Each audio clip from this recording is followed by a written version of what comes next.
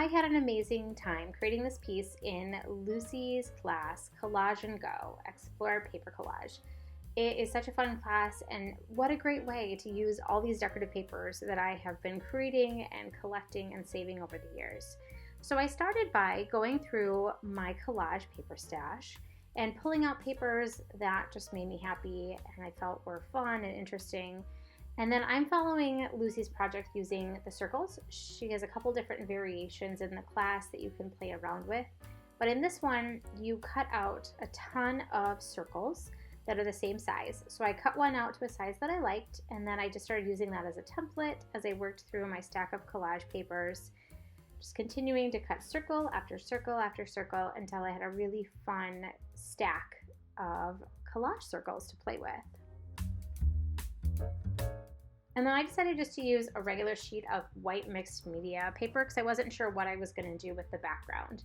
So at this point, I've decided on a vertical format, and I'm just laying out my circles and kind of going with whatever order makes sense to me and feels right, and then kind of mixing and matching and adjusting and digging through the pile as I go until I get a layout that I'm very happy with. Making some final decisions, trying to get the right one to fit it. Making some swaps as I'm looking at the whole page and kind of deciding how much variety I want to have. Next up, she has you cut the circles in half. So as I cut the circles in half, I started rearranging them, playing with a vertical reconstruction as well as a horizontal reconstruction, and just working my way through the whole page, letting each new cut and new half circle help me figure out where I wanted the placement to go as I continued to mix and match and mingle up my half circles on my page.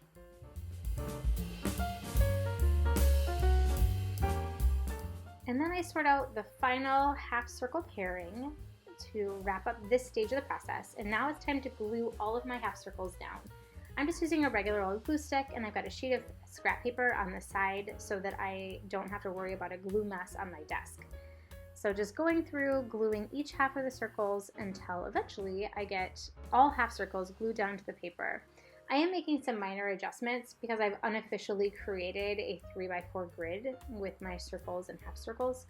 So I'm just kind of playing with that and moving them so that they're roughly lined up, not worrying terribly much about having a super perfect order to this grid circle situation.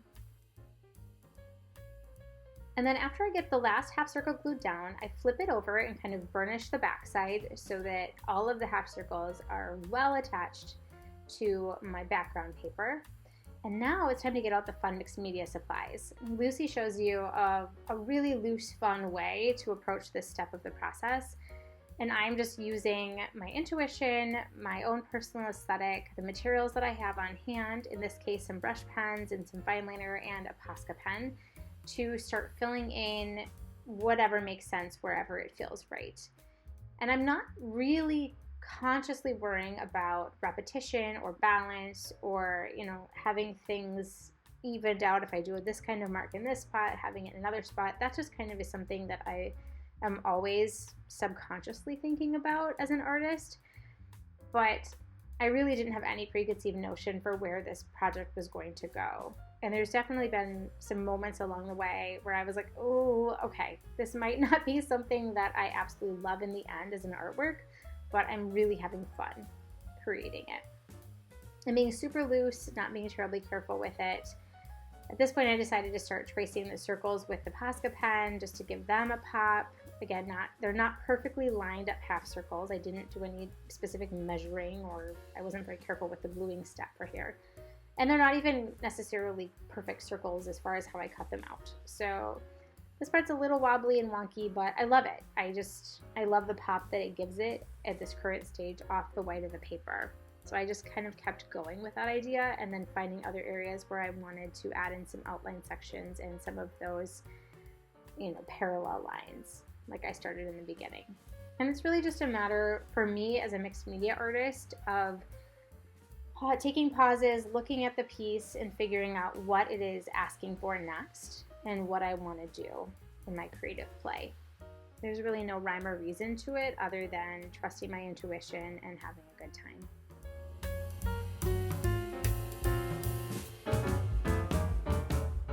Now at this stage, I decided to just go for it with a brush pen and use the colors in the collage circles as a jumping off point for what color to put in the background.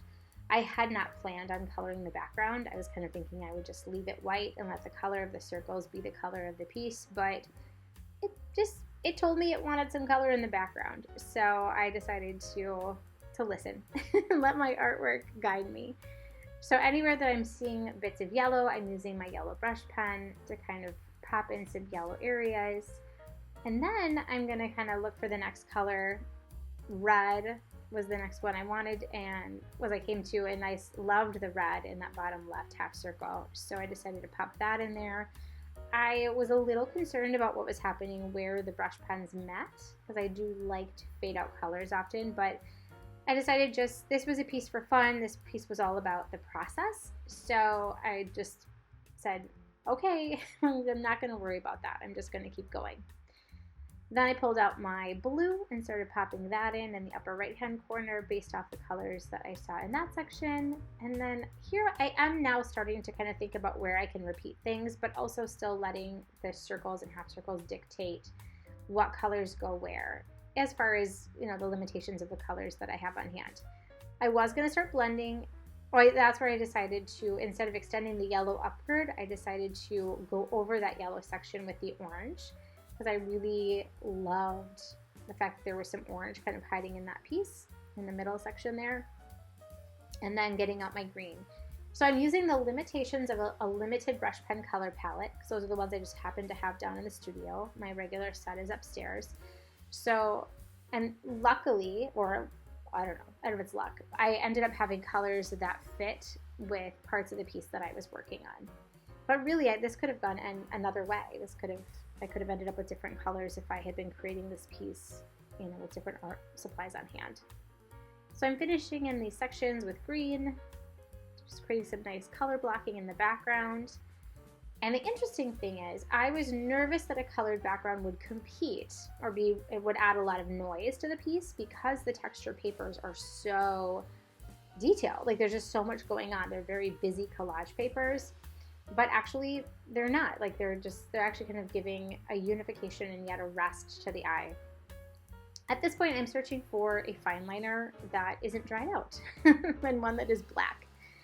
Lucie had done some really fun ink work between her circles, and I wanted to play with that same kind of idea. And I also really liked these four-pointed star shapes that were made when the circles came together. So I'm using that and kind of creating this repetition, loose, you know, shrinking in and in and in and in optical effect.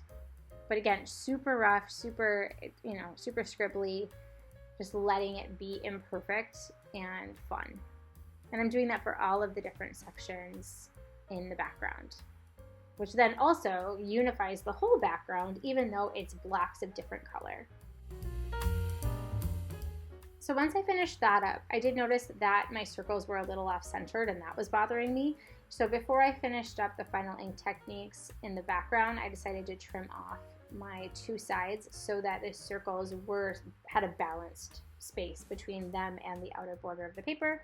And then I went back in to continue finishing off those fine liner details on the left side and along the bottom. And then I wanted to create a couple more pops of boldness. So Lucie had done some stuff where she had cut out smaller circles from the middle of the bigger circles. I'd already glued them down and I was really happy with what I had, but I decided to kind of mimic that same idea by drawing in some half circles on some smaller half circles on some of the larger half circles, which is kind of fun because it gives it a little something extra, and also is a way to treat all of the circles or almost all the circles in the same way, yet they have so much variation and variety between them. And that's my finished piece. I love this. This brings me so much happiness and joy. I hope you'll check out Lucie's class, and if you do, I can't wait to see what you create. Till next time.